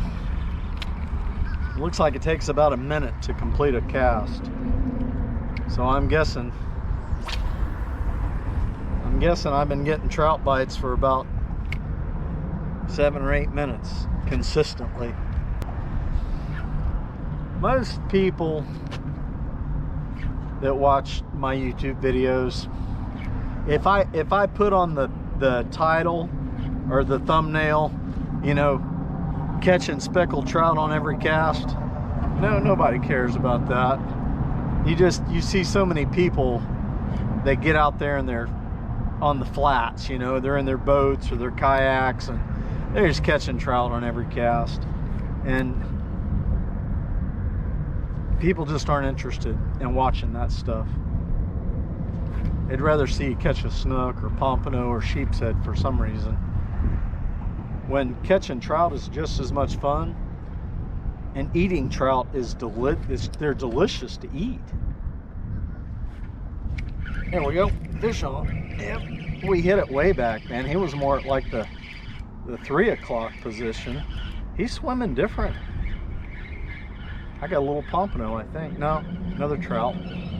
I set the hook a couple times. Watch this herring. Watch. Whoa. Stinking trout came off of my jig, man. Dang it. All right. We need to get, there he is. There he is. Hooked up again, baby. I got him at 3 o'clock. Got him at 3 o'clock. Watch Fred. Fred's sneaking up behind me. Oh, the trout came off again. They keep falling off. Dang it. I don't know how many fell off of my hook now. I get them right here and I start to reel them up. They get about 3 feet out of the water and boom, they fall off. You know what? I'm gonna move a little bit here and try a different angle. So I didn't see this. I got a white heron here. He's waiting for me to drop a fish. And I got the big great blue heron over here. He's a little jumpy. He's waiting for me to drop a, oh, he's gonna talk to me. He's waiting for me to drop a fish. Well, it's been a while, guys. Come on, fish. There he is. Oh yeah, we got him. We got him. I set the hook good on that one. Another nice fish. He's swimming fast. Trout. Trout, trout. There we go. We got him. Got him on the jig.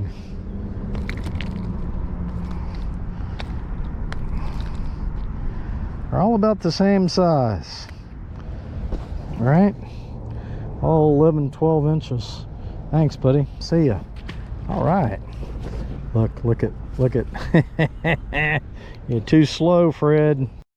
Man, my leader's getting a little chafed up there from where they're hitting at it. With the trout got teeth. That was a hit. That was a hit. That was a hit. You hit at it 3 times. Come on. Come on. Huh. All right. 3 definite hits on that one. I'm still getting hits. That's exciting.